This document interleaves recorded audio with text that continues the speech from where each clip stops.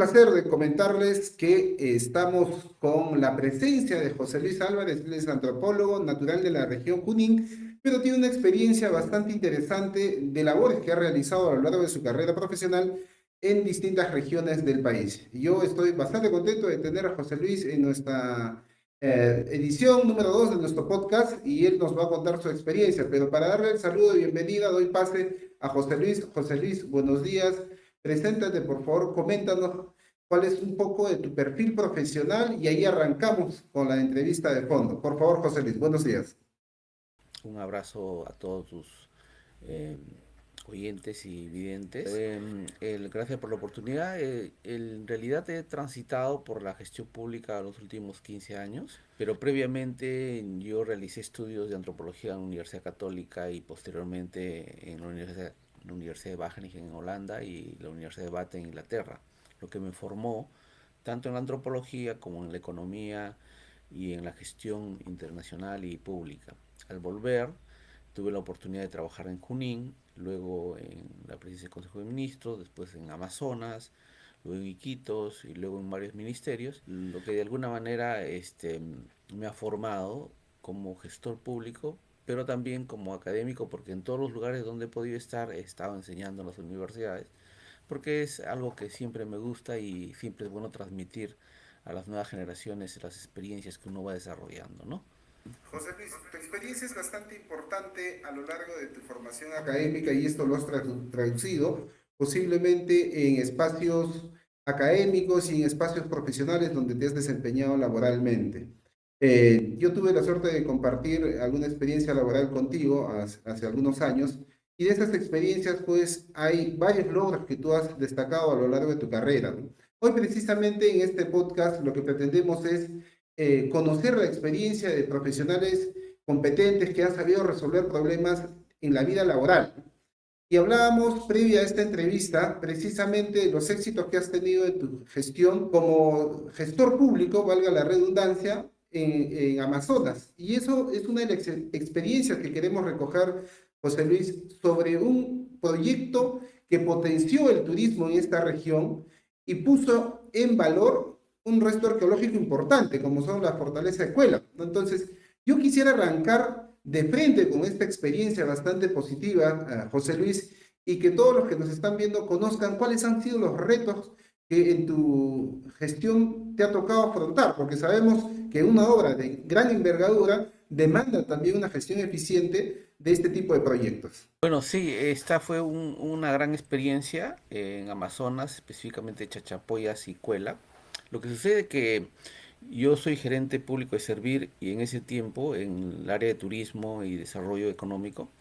Y en ese tiempo estaba en la presidencia del Consejo de Ministros haciendo trabajo de gestión de conflictos. Y vino la invitación a servir de un gerente público para que se encargue de la dirección de turismo de Amazonas, teniendo en cuenta que había un proyecto de gran envergadura que era el teleférico y que había dificultades tanto con la población como con el gobierno local. Había, digamos, era una decisión del gobierno en ese tiempo, el presidente Humala, de implementar este proyecto porque había sido convencido de que era un proyecto de gran impacto y que realmente iba a presentar un resultado, lo cual es verdad. Así el primer teleférico del Perú. Ahora están haciendo Choquequirao, están haciendo en el Lima, en varios lugares. Entonces, buscaron en Servir y encontraron mi perfil y me llamaron y me dijeron que había esta oportunidad. Yo estaba trabajando en el PCM, en Palacio de Gobierno, entonces era ir a Amazonas, instalarse ahí, digamos, prácticamente dejar la comodidad que uno tiene en Lima y trabajar en ese gran reto. Entonces decidí, porque soy una persona que le gustan los retos, y llegamos a Chachapoyas. Para empezar no había vuelos directos, teníamos que ir por Tarapoto, ¿no? Y luego de Tarapoto agarrabas un auto, o sea, el vuelo era Lima-Tarapoto, y la otra vía era Lima-Chiclayo, ¿no? Y Trujillo también. Entonces, y el turismo tenía un promedio de unos 30.000 visitantes, 40.000 visitantes, y estaba el proyecto, o sea, la gente no sabía que había un proyecto y una licitación ganada y una empresa que iba a ejecutar. Entonces llegué y lo primero que hice fue instalar y me presenté a las autoridades, me presenté a los empresarios ahí, los grupos que había, agencias de viaje, y subí a, digamos, el pueblo que está ahí, que se llama Tingo, que es el pueblo donde sale el teleférico.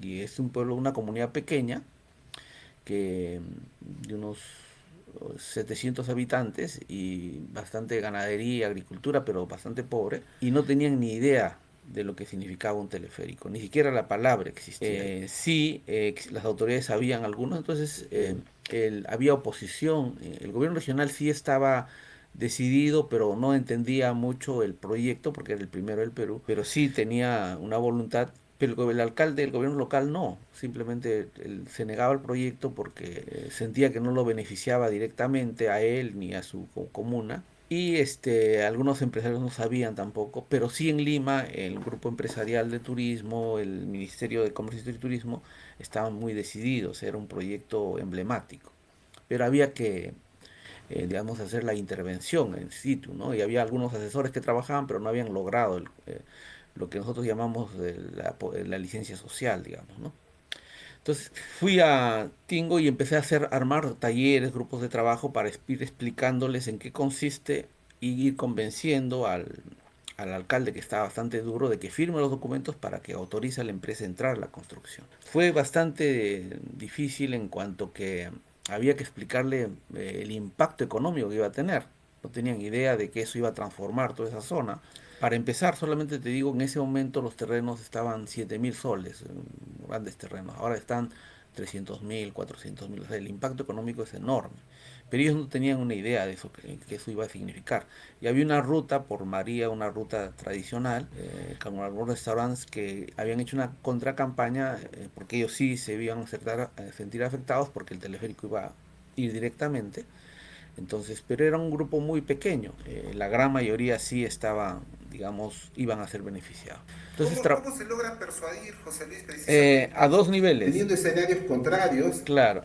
En este caso nos estás comentando de la voluntad política del gobierno local inmediato, que había una oposición y por ende seguramente uno que otro poblador también se oponía porque en principio este proyecto era bastante novedoso, ¿no? Entonces, eso genera en cierto modo una duda de que si puede resultar, si va a ser beneficioso o no. Entonces, tú nos estás hablando de la participación ciudadana a través de talleres, pero ¿cuál fue el speech, el speech que generó el valor agregado de confianza, José Luis, en este reto? Uno, la autoridad, que el punto del convencimiento fue explicarles que no solamente era el teleférico el que iba a beneficiar, porque ellos tenían preocupación por el agua, saneamiento, pistas, ¿no?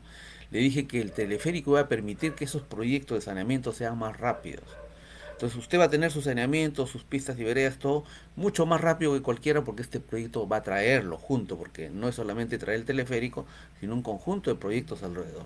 Y hablamos directamente ese momento con el ministerio, etcétera, directamente, y ellos dijeron sí, queremos apoyar en los proyectos. Entonces el alcalde se convenció rápidamente y había que conversar pues a la población. Entonces hicimos reuniones y el alcalde ya comprometido, algunos. Mira, había un visitante que estaba casado con una francesa que es Carlin, que es una especie de artista de calle, digamos, que estaba solo, así tenías un campamento. Él fue el primero que se convenció porque él había recorrido el mundo, había estado en Francia, etcétera, y dijo, y él ayudó mucho. Ahora él es un empresario hotelero y había un profesor. Entonces yo un poco que utilicé esas tres personas que ya entendían para trabajar con la población que realmente no entendía el teleférico. Y entonces empezamos a trabajar persuadiendo, convenciendo de que iba a significar empleo para sus hijos, porque ellos eran agricultores, ganaderos, entonces ya digamos tenían una actividad definida, pero sus hijos podían trabajar en tener su hotel, restaurantes, agencias de viaje, etcétera, entonces y una mejor educación. Entonces, eso fue un punto a favor, trabajar fuerte, pero teníamos muy poco tiempo. Entonces era un mes, 2 meses que teníamos que realizar convenciendo porque ya la firma del alcalde aceptada, ya iniciaba la construcción. Entonces yo le decía, lo primero que va a haber es que va a llegar trabajadores colombianos, españoles, porque también en el Perú no había expertos técnicos para teleféricos, entonces había que traerlos. Y que iban a necesitar alimentación, vivienda, etcétera. Entonces, y en esa etapa no logramos realmente instalar capacidades. Entonces, cuando ellos llegaron, todavía no estaban las capacidades para restaurar hoteles, entonces tuvieron que alquilar casas, tuvieron que contratar cocineros, tuvieron que la empresa operar directamente para que se instalen los trabajadores. Estábamos hablando de unos 200, 300 trabajadores. Y además que llegaban, muchas de las maquinarias llegan en helicóptero. Entonces, eso fue un cambio. Entonces la gente percibió que sí había un efecto económico, porque les alquilaban casas pues al mes 3.000 soles, ¿no? Cosa que era el ingreso anual de las familias, incluso menos, ¿no? Entonces, y ya percibieron esa actividad económica, entonces fueron cada vez más convencidos. Hay una colaboración en las capacitaciones que hacíamos para restaurantes, para hoteles, etcétera, y había una presencia masiva de los jóvenes, de las familias, y también en Chachapoyas, donde se creó un movimiento económico interesante, y empezar la construcción. Entonces, la construcción demoró aproximadamente un año y medio, ya, para la instalación en sí, pero durante ese tiempo nosotros ya emprendimos una labor de promoción. En Lima, yo fui a Berlín a la Feria Mundial de Turismo, fui a muchos países, hicimos con la cadena RAI, con la cadena BBC, hicimos especiales durante ese año y medio, cuando estaba en construcción el teleférico, para ya preparar el escenario de la instalación en sí. Bueno, en esa etapa ya duplicamos el turismo, duplicamos la cantidad de visitantes previamente a la instalación. Quiere Y decir que en esta etapa del proceso de construcción, el turismo que a la región Amazonas llegaba X se duplicó y fue 2X, o sea, solo en el proceso de construcción, o sea, que primero es totalmente desconocida en el Perú y en el mundo. Cuando yo fui a Berlín con las fotos de Cuela, etcétera, dijeron que era Machu Picchu. Yo les explicaba que no, que esto estaba en el norte, etcétera, ¿no? Entonces, tuvo una labor de difusión, de promoción muy fuerte. La BBC se interesó y vino a hacer un especial. Estamos hablando de millones de personas, y así otras cadenas internacionales. Entonces, y ahí encontramos un segundo problema, que era los vuelos. Entonces, como ya había una promoción, pero todavía era muy difícil llegar, porque estamos hablando 24 a 30 horas en bus, quizás más, y en avión, con escala en Tarapoto, con escala en Trujillo o Chiclayo, igual unas 12 horas, ¿no? Entonces no había vuelos directos, pero sí Chachapoyas tenía un aeropuerto hermoso, ¿no? Un aeropuerto ya construido, pero que no era usado. ¿Por qué razón? Porque hacía muchos años había ocurrido un accidente de Tanza.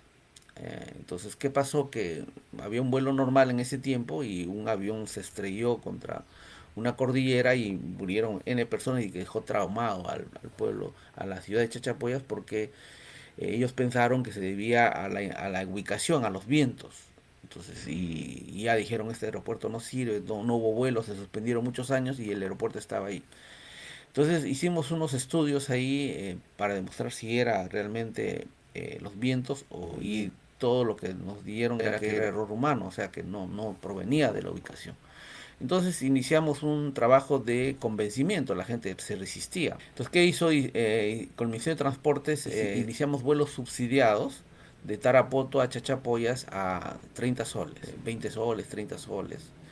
Eran subsidiados y eran sumamente baratos, eran avionetas. Entonces, para que la gente se acostumbrara a que había vuelos. Entonces, como la gente es barato, o sea, mucho más barato que un auto, en ese momento se transformaban. Entonces, la gente agarraba los vuelos diarios y viajaba, ¿no? Porque había un fondo ahí de apoyo a zonas alejadas, y a través de una licitación ganó una empresa de avionetas de Tarapoto, y empezó. Entonces la gente como que se acostumbró y veía que el problema no eran vientos, y se preparó el terreno para que entren ya las agencias grandes. Entonces hablamos con la TAM, con las empresas grandes, y la TAM dijo, vamos a ir a Jaén, pero no tenemos planes a Chachapoyas, y todos las empresas grandes se negaron, ¿no? Dijeron, no tenemos planes, que el aeropuerto, etcétera. Entonces, y nuestro objetivo era llevar los vuelos, y había una empresa privada que se llama ATSA, que solamente había vuelos empresariales, era charter, no hacía vuelo comercial. Entonces hicimos contacto con ellos y le presentamos los estudios de flujo de turistas, las posibilidades económicas, comerciales de que podía ganar si es que él decidía entrar a vuelos comerciales, porque ninguna empresa quería entrar, ya tenían sus mercados. Entonces les gustó la idea y le dijeron, bueno, nosotros vamos con un avión de 20 pasajeros. Las avionetas en ese momento de Tarapoto eran 10, 15 pasajeros. Entonces dijeron, vamos con un avión de 20 pasajeros y vuelos Lima a Chachapoyas. Y luego podemos ir incrementando. Bueno, ATSA inició sus vuelos, incluso la inauguración fue complicada porque se cerró no pudo llegar el avión, fue una cosa que la gente lo tomó como un presagio negativo, dijeron, bueno, nunca van a llegar los vuelos directos, porque justamente ese día de la inauguración que venía el presidente, estaba Vizcarra de presidente, se cerraron las nubes y no pudieron aterrizar. Pero y después se normalizó y empezó a trabajar. Luego incrementaron a 50 pasajeros. Entonces la gente se convenció de que sí. Entonces ATSA empezó a crecer y ahora ATSA vuela a varias ciudades del, del Perú. En ese momento su primera experiencia fue Chachapoyas justamente a raíz de este proyecto. Lo hicimos a través de una mesa técnica en la PCM. Convocamos a las Es- agencias de viaje. Esta experiencia, José Luis, nos demuestra algo importante que muchas veces se deja de hacer, ¿no? La articulación a todo nivel de gobierno, porque tú nos has hablado de una articulación a nivel municipal, a nivel vecinal y comunal, y estás hablando a nivel empresarial y además a nivel del Ejecutivo en escala nacional, ¿no? Porque ese tipo de gestiones no se logran de noche a la mañana. La articulación entre los niveles del Estado y los tres, digamos, ejes que es la ciudadanía, la empresa y el Estado, eso es clave para la gestión, es un aprendizaje y lo que quizás deberíamos como lección, y es que siempre se había intentado a nivel empresarial o a nivel de gobierno, pero cuando iniciamos, y eso partió de mi experiencia en PCM, donde en las mesas de diálogo siempre se convocan a distintos actores. Entonces, yo llevé ese modelo a la gestión, digamos, de gestión pública operativa, ¿no? Entonces, lo cual un poco a muchos como que les chocó, pero logramos conseguir los subsidios, logramos conseguir los vuelos y logramos una gran promoción ya a nivel del Estado. Entonces, ese fue un segundo factor que se solucionó. Entonces, había que, ya teníamos, ya con construcción del teleférico, teníamos promoción y ya teníamos vuelos. Entonces, ¿qué había que hacer? Preparar más en productos turísticos porque no bastaba Cuelap, había que hacer eventos, había que hacer, digamos, otros lugares que como Carajía, las mismas cataratas de Gocta, etcétera, había que preparar porque el turista no solamente viene sino a varios lugares. Entonces, emprendimos ahí un trabajo de, digamos, de mejoramiento de algunos centros turísticos y también del evento. Hay un evento que se llama el Raimillacta, que se hace cada año el 6 de junio y que era un evento, digamos, interesante, pero no tenía el envergadura. Entonces organizamos un evento de 30 en Raimillacta, de 30 actividades. Hicimos una escenificación de la batalla de Surco, teatro hermoso que se hizo sobre el Levanto, sobre un evento del Inca Tupac Yupanqui, repetimos ahí. Después hicimos motocross, hicimos eh, bicicletas, reinado de belleza, chasquitón, que es una carrera de maratón. 30 eventos llevamos a Susana Vaca en espectáculo. 30 eventos durante esta semana del Raimi Acta, gastronomía, etcétera. Invitamos a muchos visitantes a la televisión, lo cual ya mostró a toda, digamos, Chachapoyas y todo Amazonas en su esplendor, ¿no? Entonces es ahí donde ya llegamos a 150.000 visitantes. Estamos hablando de que digamos, el teleférico es una concesión y el contrato dice que si hay 120.000 visitantes, no, digamos, está garantizado, pero si es menos de 120.000, el Estado le paga la concesión, la diferencia, porque es lo mínimo que para que pueda operar. Bueno, se superó, entonces, realmente a Chachapoyas y Amazonas y toda la región, digamos, empezó a tener una presencia importante de turismo. Se inauguró ahí también los vuelos de Latam a Jaén, que es otra entrada, y bueno, ya vuelos directos a Chachapoyas, y se quiso instalar vuelos a Trujillo. O sea, Trujillo tenía un convenio con Copa Airlines que iba a Miami y Trujillo, pero no tenía mucha fuerza. Entonces iniciamos porque sean vuelos Estados Unidos, Trujillo, y como parte de un circuito turístico a ir a Amazonas, pero eso nomás vino ahí algunos problemas de cambio de gobierno regional, y bueno, yo tuve que retornar Lima, digamos después de casi 3 años de gestión, pero que quedé con la alegría y la gente de Amazonas el gran reconocimiento de la labor hecha, por muchos de ellos confiaron, tuvieron fe y invirtieron, muchos invirtieron.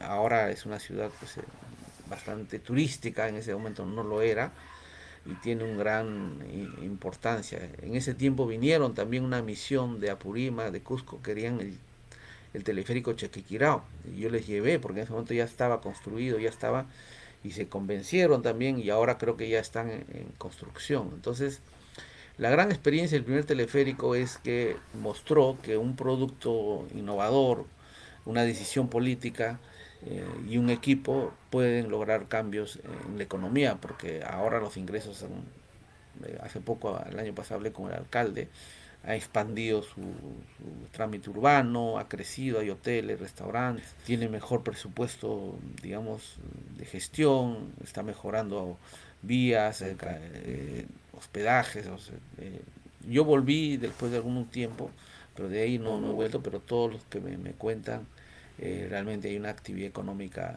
importante, ¿no? Que ha sido desarrollada. Entonces digamos, que la articulación, la gestión pública y la parte técnica pueden generar un impacto de desarrollo en los ingresos de la población, como dicen la vena, ¿no? La gente mejora sus ingresos, o sea, un tiempo está ganando 200, 300, al otro está ganando 2.000, 3.000 soles, ¿no?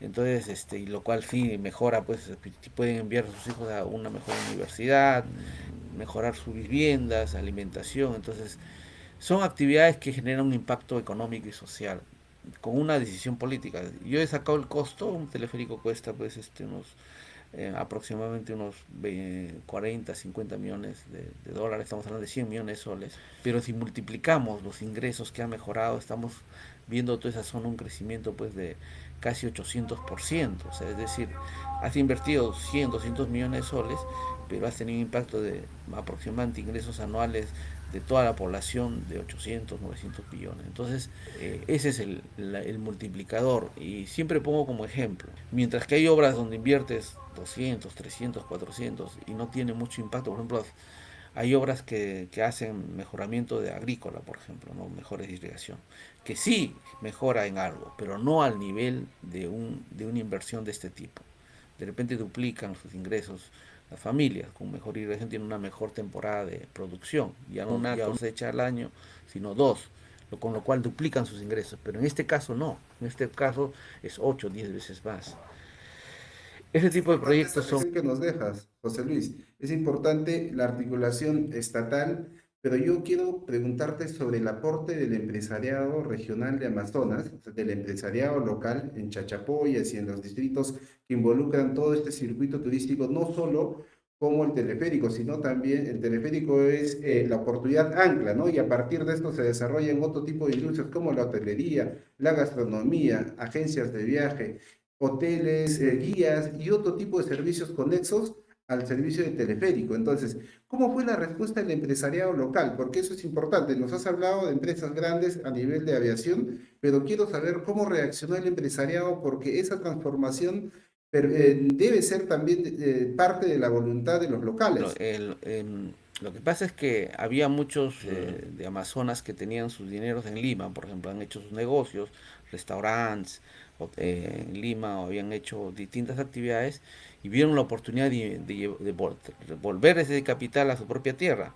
Entonces muchos compraron casas antiguas, hicieron hoteles, hicieron restaurantes, ¿no? Hay un gran amigo ahí, el Batán del Taita, que es un gran chef, uno de los mejores del Perú, y que había estudiado y que tenía un restaurante muy interesante y le promocionamos y fue a Kuwait, ¿no? A Dubai, que digo. Entonces, y su restaurante ha crecido.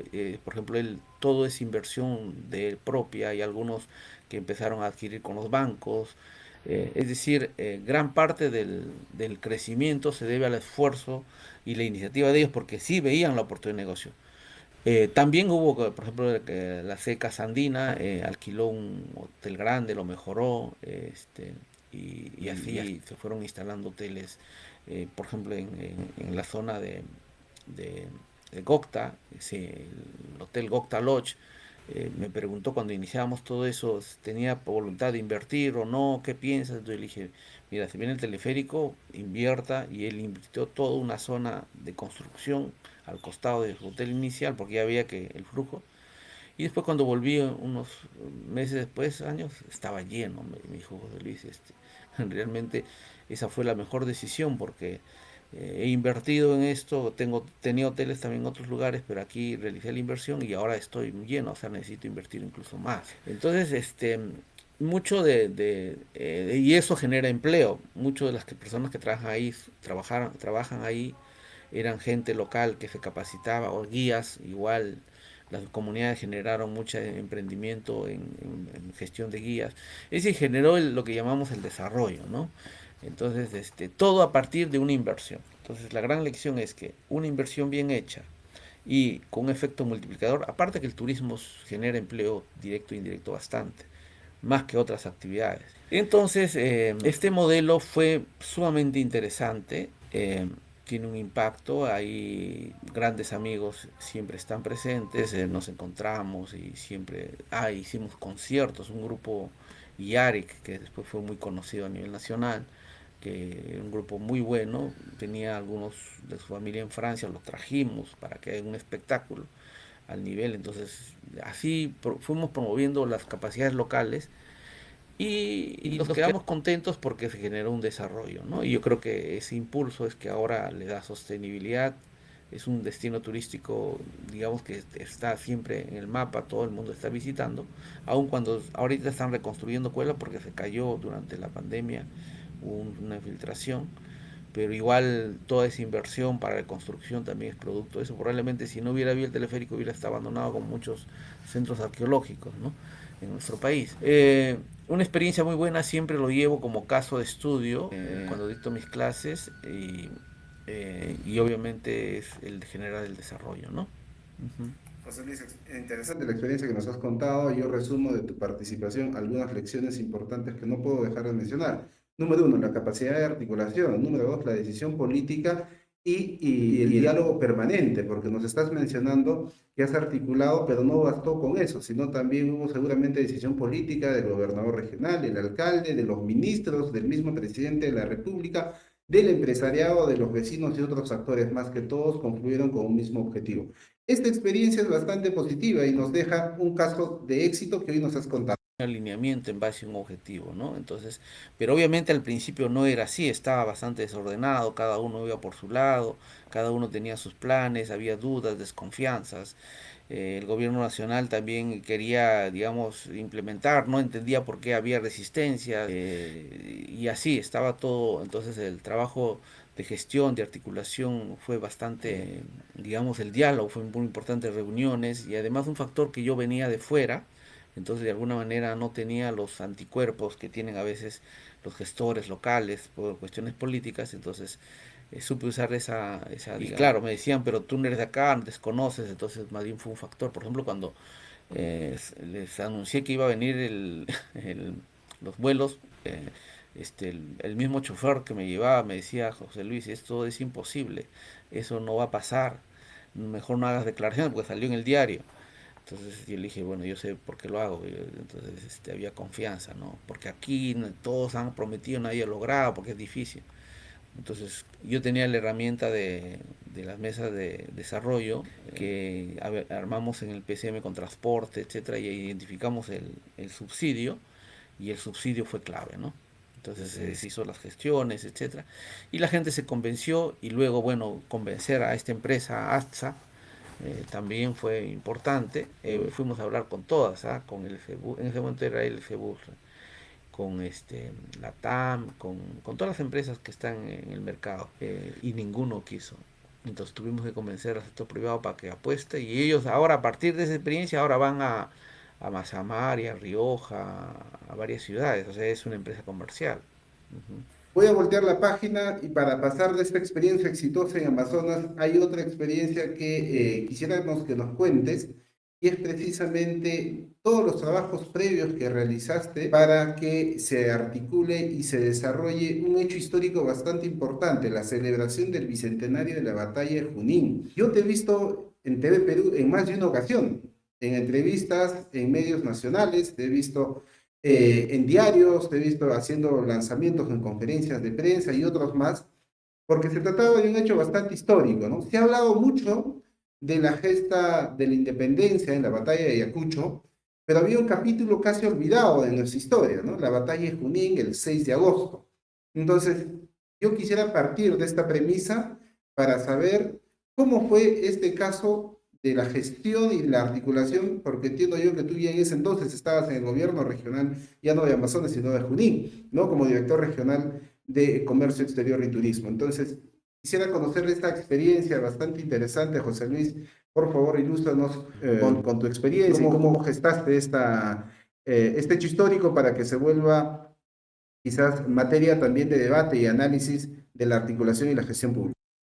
Es una experiencia que te da de alguna manera lo positivo, pero también a elementos que hay que considerar como negativos, porque no toda experiencia, la de Amazonas fue una experiencia pues fluida, ¿no? Una experiencia se alinearon los otros, pero esta fue una experiencia que tuvo elementos positivos, pero también elementos, digamos, adversos que es necesario mira, para empezar, en Junín, yo había sido antes director y ahí emprendimos un trabajo porque prácticamente era Selva Central, que ahora es muy conocido, en ese momento era desconocido, estoy hablando del 2007, en 2007 que asumí la primera etapa de la dirección.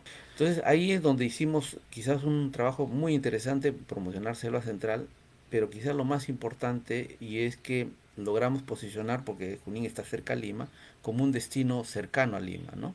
Y impulsamos N proyectos, pero quizás lo más interesante es un proyecto que fue la marca Junín. Yo venía de estudiar en Inglaterra y había visto en España que muchos pueblos, ciudades, regiones hacen su marca, no la marca España, sino, digamos, la marca, digamos, Barcelona, Valencia, es decir, cada lugar hacía su marca, ¿no? Entonces, y bueno, vi la experiencia, pero no pensé que iba a tener la oportunidad. Entonces nosotros impulsamos en ese momento proyectos como la recuperación de la primera capital Jauja, o sea, la recuperación arqueológica, turismo vivencial con comunidades nativas en Selva Central, un circuito turístico de Mamacha Cocharcas, la festividad de Cocharcas, los rallies, entonces hacemos rallies sudamericanos, entonces organizamos una serie de eventos que generaron un público importante en ese momento, ¿no? Varios proyectos, tenía como 12 proyectos. Y el problema que teníamos es que estaba un poco desordenado todo y no había algo que los unifique. Entonces ahí surgió la idea de la marca Junín, ¿no? Junín todo el año, visite todo el año Junín. Esto fue presentado al ministerio, en ese momento Mercedes Arauz era la ministra, y el 2009 implementamos, pero no existía la marca Perú. Para ese momento no existía la marca Perú. Entonces se sorprendieron un poco los de Promperú, dijeron, fuimos con el gobernador, en ese momento era presidente regional, dijeron, oye, ¿cómo una región está generando una marca y el Perú no tiene su marca?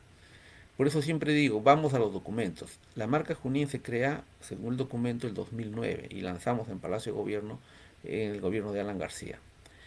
Y recién Promperú crea la marca Perú, el 2011. Entonces, de alguna manera fuimos y de alguna manera servimos porque la ministra Arao se sorprendió y contrataron una consultora para que arme la marca Perú. Porque dijeron, ¿cómo una región está haciendo su marca y nosotros no tenemos marca Perú? Entonces logramos, y esto fue un impacto enorme, ¿no? Porque hubo un crecimiento de turismo enorme. Entonces, y a partir de eso es que ya se generó un impacto, Selva Central lo hizo conocido y el centro fue llevamos el tren, una serie de proyectos, ¿no? Entonces, esto quedó en el imaginario de los empresarios, de la población y de algunos políticos de la zona que habían sido alcaldes. Y ya a partir de mi experiencia, luego en Amazonas y luego en varios lugares, me llaman posteriormente para nuevamente asumir la dirección. Entonces yo voy con un paquete, ¿no? Un teleférico, promoción, etcétera. Entonces ahí es donde, por eso quiero señalar que es muy importante entender que se requiere voluntad política, articulación, gestión, apoyo empresarial. Entonces yo pensé que iba a encontrar eso y no lo encontré porque estaba muy debilitado el sector empresarial. La Cámara de Turismo había estado en juicios entre sus empresarios, muy debilitado. El gobierno tenía voluntad, pero digamos, tenía mucha oposición política, ¿no? Entonces, nos embarcamos en el Bicentenario porque celebraba los 200 años. Hicimos un plan muy interesante, un plan que significaba construir en la misma lugar en Chacamarca, construir un centro de interpretación y un centro de convenciones. ¿Cuál era la idea? La idea es que el visitante vaya a La Pampa a celebrar este hecho histórico, pero al mismo tiempo hagan convenciones de contadores, de administradores, el turismo de convenciones, ¿no? Que vayan y aprovechen de aprender, pero al mismo tiempo tengan sus reuniones. Entonces queríamos hacer un centro de convenciones y a su vez la recuperación, que hay una zona arqueológica ahí, y obviamente un conjunto de monumentos, etcétera. Esa es la parte de infraestructura.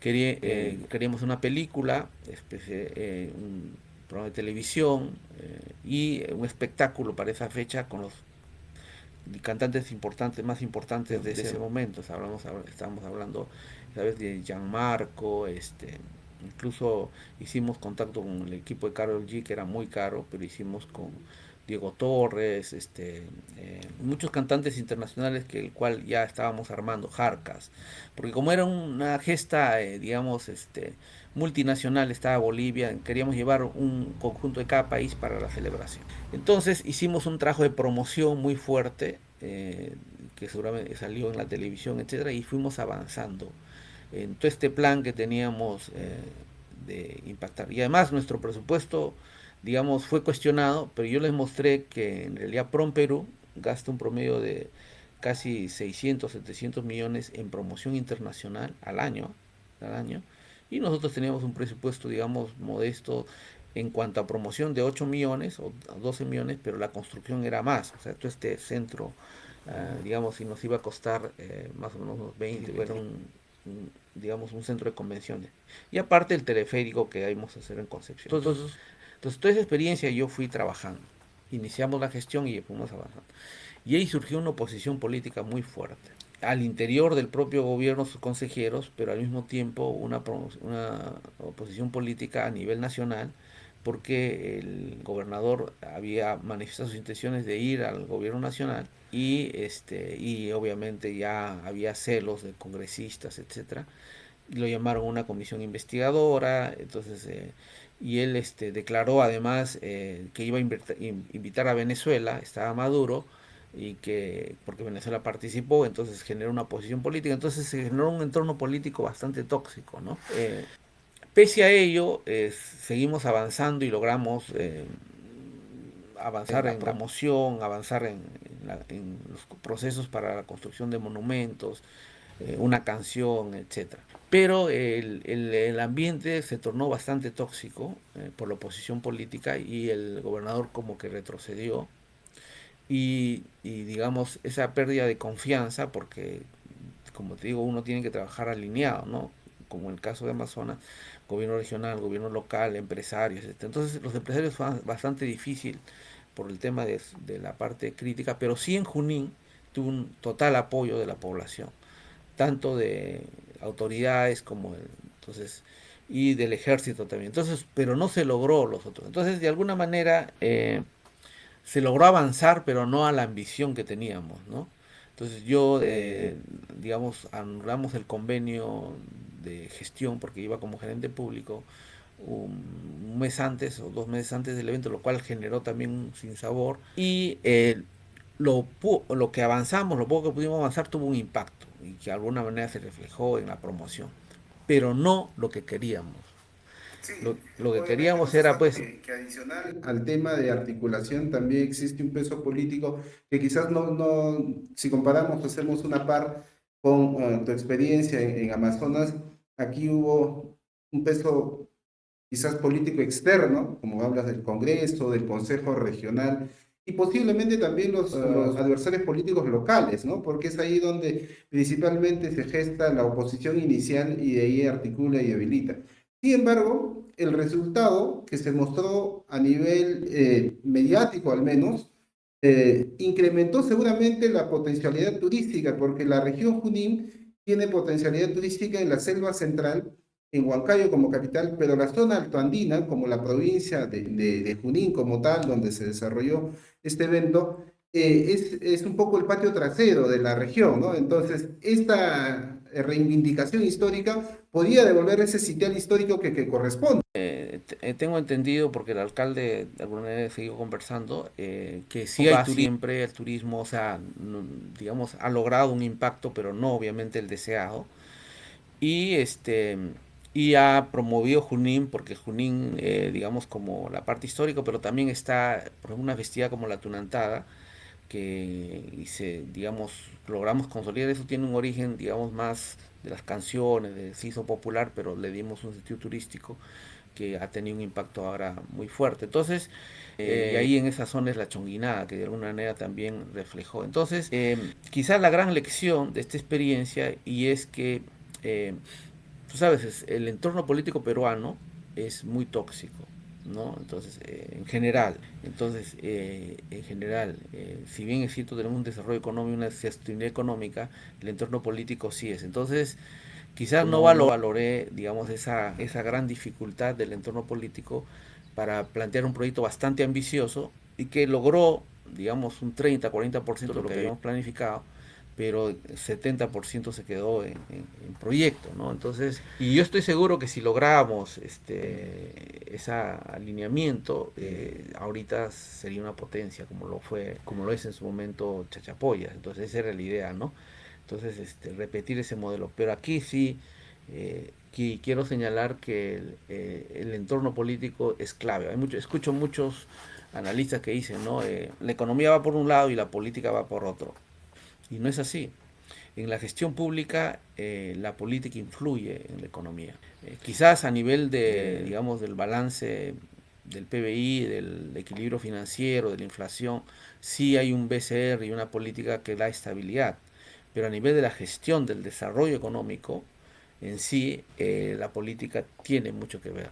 La política influye en las decisiones, influye en los proyectos, y si se generan proyectos tóxicos, corruptos o que no logran, tenemos problemas de desarrollo. Ese es quizás el gran aprendizaje, pero pese a ello hemos avanzado, ¿no? Hubo un trabajo de promoción muy fuerte y íbamos a consolidar pues con todos estos proyectos, pero para mí fue un aprendizaje y siempre lo tengo ahí. Hay que aprender de los éxitos y de los menos exitosos, porque no es que se ha fracasado, porque ha habido hasta cierto punto un éxito parcial, pero digamos, fue muy interesante, ¿no? Y además consolidó un proceso que habíamos iniciado en el 2007 de hacer de esa zona un destino turístico nacional, y es un boom. Ahí Selva Central y sobre todo Xapampa. Xapampa se independizó, era parte del circuito Selva Central y ahora es un producto aparte, ¿no? Solo porque ellos descubrieron un potencial como, digamos, la importancia de la cultura alemana y la mixtura que se crea, y tienen un producto diferenciado que para el turismo es muy importante, ¿no? Perfecto, José Luis. José Luis, yo para robarte algunos minutos más de esta entrevista, quisiera aprovechar también de tu experiencia como gestor público en la articulación de espacios complejos, ¿no? Has trabajado bastante en la selva, y no necesariamente solo en la selva de Junín, sino en la selva de Loreto, con situaciones complejas. Es una región multicultural, existe poblaciones nativas, la presencia del Estado es escasa y la brecha por cerrar es amplia, ¿no? Entonces los recursos siempre son escasos en la gestión pública y las necesidades son geométricamente más amplias. Entonces, tú has estado laborando también en la región Loreto, en la región San Martín y otras más. Yo quiero robarte unos minutos de tu experiencia como gestor público en la articulación de espacios para la gobernabilidad y la gobernanza territorial en regiones complejas como la de Loreto. Entonces, yo quiero que me ilustres brevemente cómo has logrado articular espacios que se conviertan de escenarios, de mesas de diálogo, a espacios de inversión pública privada, porque en la selva existe la pobreza, pero también existen recursos amplios como la industria de hidrocarburos.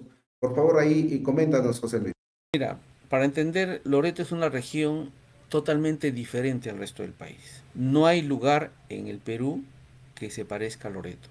Para empezar, el tránsito es vía ríos. Ahí no hay, las carreteras son los ríos. Entonces ahí la preocupación no es, oye, construye mi carretera, no, es cómo hacer viable los ríos. Y es Es una una región bastante fraccionada, es en realidad la región más grande del Perú en cuanto a geografía, pero de grandes distancias y de muchas comunidades nativas, distintos grupos, ¿no? Los Aguajún, los Ticuna, los Shipios, etcétera. Hay más de 36 grupos que están instalados en toda esa zona, ¿no? Quechuas, etcétera. Entonces, y tenemos ahí un oleoducto que transforma, que fue construido en el gobierno de Velasco, que traslada el gas el petróleo de los pozos que están instalados en distintos lugares hacia el puerto para salir a Lima. Ahora entiendo que van a llevarlo a la refinería.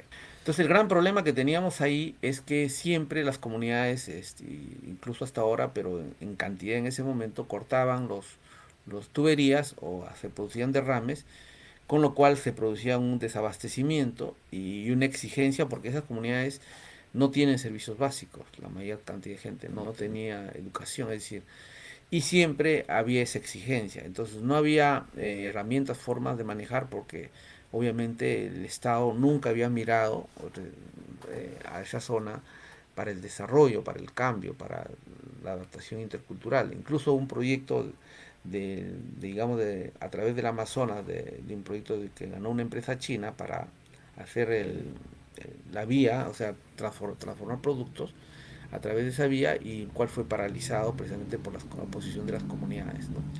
Y así muchos proyectos las comunidades han paralizado, proyectos eléctricos, etcétera. Entonces había una resistencia enorme, digamos, hacia las acciones del Estado y las empresas, ¿no? Entonces había incluso presión, chantajes, tomaban los ríos, etcétera. Entonces yo en diálogo empecé a dialogar con los líderes de estas organizaciones, José Fachín, varios que están en ese momento, empezamos a iniciar un proceso de diálogo y empezamos a entender que no es que eran opositores políticos, no que eran terroristas, sino que simplemente ellos querían que los proyectos lleguen a sus comunidades, ¿no? O sea, proyectos que en realidad por la acción del gobierno regional, local no se podía, se tenía que hacer un trabajo eh, de articulación multinivel, ¿no? Multiactor. Entonces, y bueno, en una toma de la estación 5 que está en la televisión incluso, fue duro, ¿no? Fue casi una semana, fue bastante dura la negociación, porque no querían salir y estaba paralizado. Entonces es ahí donde acordamos iniciar un plan de cierre de brechas. Es decir, vamos a trabajar a nivel del Estado peruano por los próximos 15 años, un plan de 15 a 20 años para ir cerrando esas brechas. Esas no las puede cerrar en un año, 2 años, sino hay que hacer un plan que trascienda a los gobiernos para cerrar esas brechas, en educación, en salud, etcétera. Entonces, iniciamos el proceso de diálogo y los dirigentes aceptaron iniciar ese estudio y la oficina digamos, de gobernanza territorial encargó un equipo para dedicarse a hacer ese plan. Entonces, como yo estaba en campo, obviamente el equipo venía y hacíamos toda la información, y elaboramos un plan de cierre de brechas. En ese momento estamos hablando de 2020 más o menos, para en primera etapa 5 o 6 años, 2026. Pero pasó la pandemia y tuvo que prolongarse. Entonces se cuantificó el plan de cierre de brechas para cerrar eso. Hablamos de unos 20.000 millones aproximadamente. Pero no estábamos hablando de un año, sino un lapso de 15 años, ¿no? Que esperemos que este plan sé que están, pero es una guía y sobre todo las organizaciones hicieron suyo ese plan. O sea, ya no fue un plan del Estado, sino ahora cuando hay una negociación van con su plan. Dicen, oye, pero aquí aquí ahí tenía que haber saneamiento, aquí tenía que haber escuelas, etcétera. Entonces ya es una herramienta de negociación y de ejecución, tanto para gobiernos ya no había locales. demandas individuales, José Luis, ¿no? Porque recuerdo yo que había la mesa de las cuatro cuencas, la mesa de las cinco cuencas, la mesa de Hidrovía, había la mesa de Mayuriaga, la mesa de San Lorenzo, y todos eran mesas, ¿no? Integró Entonces, en ese plan que tú señalas, que eran territoriales, que eran los lugares más críticos, pero integramos en un plan que no solamente esos lugares, sino casi toda la parte amazónica de las comunidades nativas. Mira, en Mayuriaga estuvieron 3 meses paralizados y negaron recibir al premier en ese momento. Villanueva lo negaron, ¿no? Fue el primer Villanueva y simplemente no lo aceptaron y retornó sin dialogar. O sea, a ese nivel, digamos, de radicalidad había. Y justamente con este plan, toda la dirigencia nativa, indígena, empezó a sumarse y empezó a ver una solución. Hubieron críticas, obviamente, pero luego se fue ajustando. Entonces dejamos instalado un plan, porque ahí también la gestión terminó del viceministro en ese momento, y ahora es un plan, es una guía para los gobiernos regionales, locales, es una ruta de trabajo. Y están cerrando, esto es como digo, es una deuda histórica que se tiene con todas esas comunidades, por temas presupuestarios se cerrarán en 10, 15 años, pero se están impulsando estas obras. Hay muchos dirigentes que llegaron a ser alcaldes, en Nauta, por ejemplo, llegó a ser alcalde uno de los dirigentes más importantes, y se fue avanzando. Entonces, Y ahora está en campaña, Ismael Pérez, por ejemplo, José Pachín también, que han nacido de esas canteras de... y tienen de alguna manera, con todos ellos he negociado, todos ellos han participado, hay un respeto mutuo, ¿no? Como obviamente siempre queda la amistad, me he vuelto a encontrar después en otras esferas del gobierno y siempre hay la amistad.